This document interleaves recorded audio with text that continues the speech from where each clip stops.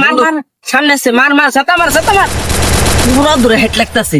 হ্যাঁ, জুড়ে জুড়ে। এ ভিক্টরি। এই গেমটা কার পরামর্শ লয়ে বানাইছে জানোস? স্যার গেরিনারে আমি ফোন করে কইছিলাম এরকম একটা গেম বানাই, পরে আমার লগে ফোনে যোগাযোগ করে এই গেমটা বানাইছে।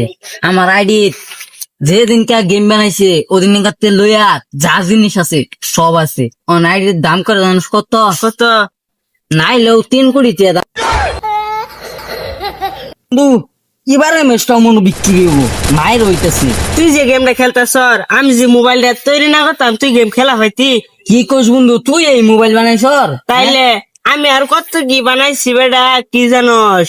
ওই যে আকাশে যে বিমান চলে সেটা কেডা বানাইছে? এই যে আমি। ইয়াল্লা, তাহলে তো তুই বেড়াবর বিজ্ঞান হয়ে গেছস গা। এত বড় বিজ্ঞানী তুই ভুলে ফেলে না আবিষ্কার করে গেছর। তাহলে একটা তোর ভাই টানছুন না কে? প্লেন কিমনে আনমু? আঙ্গর এই যে বন্ধু যে জুই ল্যান্ড করে পেট আন মারে ধরে রাখে সুমুকের মতো, এলিগে আনা হয়েছি না।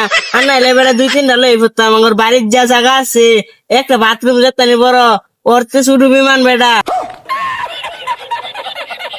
ইয়াল্লা বন্ধু, তাহলে তোর ঘর বেহারা বড় বাথরুম বিমান এসছে বড়। তুই ঠিক কইস, অনু চাইলে মনে করলি আর আবার মনছে না। তুই যে বাথরুমের কথা কইলি, এই বাথরুম না কার অর্ডার লয়ে বানাইছে জানস?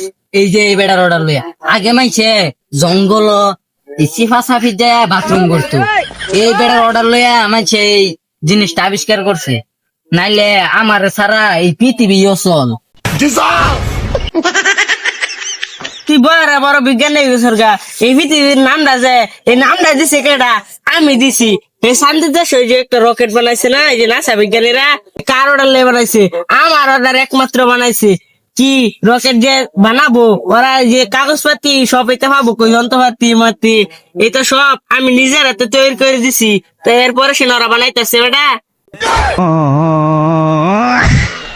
ইয়াল্লা, তুই বেড়া বড় সাইন্টিস্ট হয়ে গেছিস গা।